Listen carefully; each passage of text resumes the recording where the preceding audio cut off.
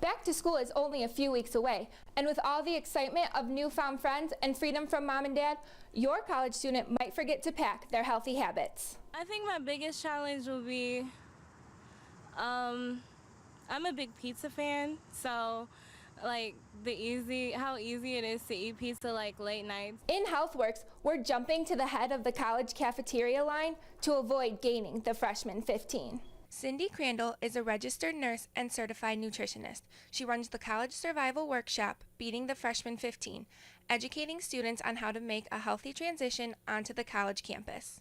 If they go into college having the knowledge behind them, they're going to come out a healthier person. You know, they don't have mom and dad there no more to watch over, and they just load up their plates. Average portion sizes have grown so much over the past 20 years that sometimes one plateful is enough food for 2 or even 3 people. And with endless buffets of greasy favorites and tempting dessert tables, no one is telling your student enough is enough.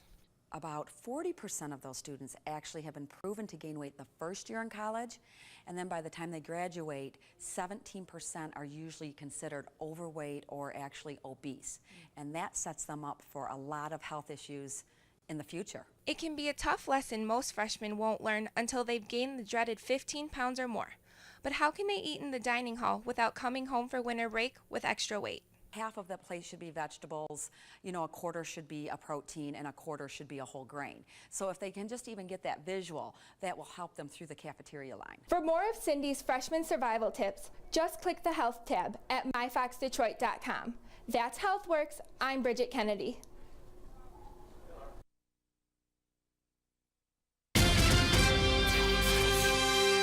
The 4 firefighters who were hurt in that massive fire in Detroit Friday remain in the hospital this morning, as officials continue to look for a cause. ATF crews were at the 2-story commercial building yesterday, searching for evidence altogether.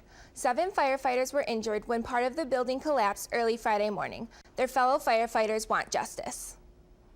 It describes to us what the intensity of the heat was, where fire was seen, where smoke was seen. We want to know, was there a criminal act that caused them to be injured? And if so, how can we bring those people to justice? The ATF says it should know if this was arson by Tuesday. Meanwhile, the firefighters' injuries range from a strained back to a spinal cord injury. 2 of the firefighters are still in critical condition.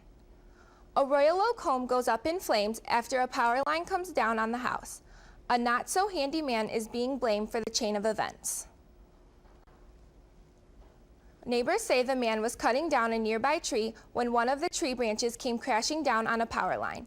The live wires fell onto Marcia Hughes' property. The fence electrified and the home quickly caught fire. Marcia's fiancé, Mark, was in the garden when it happened.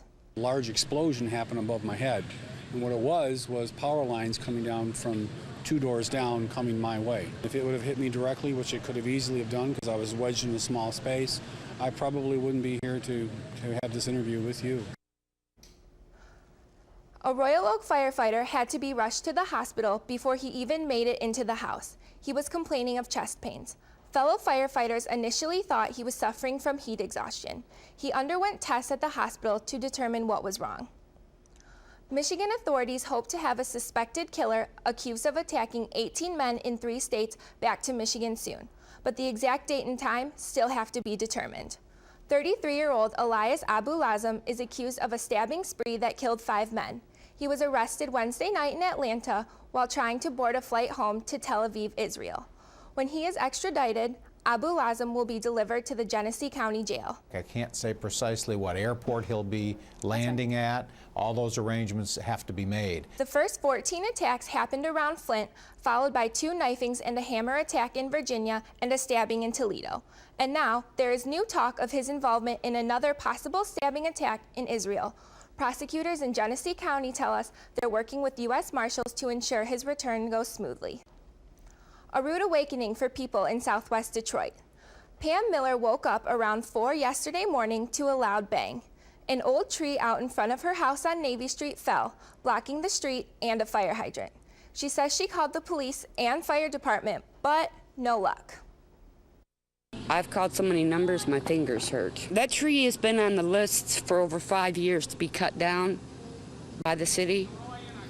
City don't do nothing. Miller says after numerous calls, she found a service called For All Trees and Turf that offered to cut and remove the tree for free. A different kind of rude awakening for residents in St. Clair Shores. There was a pressure surge sometime during Friday night or yesterday morning that caused as many as 10 water main breaks. As a result, there was some serious flooding in the area of Greater Mac and Garfield, and people living in the area of Bayview and Jefferson are without water. That is a problem. Yes. What kind of difficulties that pose for you? Well, right now, I'm trying to figure out what I'm going to do for water, for the weekend, because I'm not sure if they're going to come out or not. It's not clear when the problems will be fixed, but officials urge residents who have discolored water to boil it before using it. The kids head back to school in a few weeks, and one local group wants to make sure they are well equipped. Operation Kid Equipped hosted a second backpack giveaway yesterday for Macomb and Oakland counties. Free backpacks filled with school supplies were provided to low-income students who attend public schools. In all, about 250 backpacks were given away.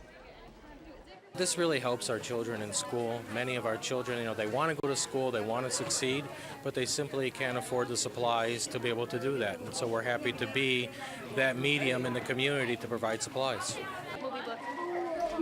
Thousands of books were also given away at the event. The group is planning another backpack giveaway for 500 children next weekend in Warren. Thank you for joining us. That's all for this morning. We'll see you tonight when Fox 2 News returns at 5 p.m. I'm Bridget Kennedy, working for your health with a reason to skip the pre-workout snack and head straight for the gym. Several studies suggest exercising while your body is low on food may be a good way to trim excess fat. Your muscles usually get their energy from carbohydrates, but if you haven't eaten anything before working out, your body is forced to burn fat instead.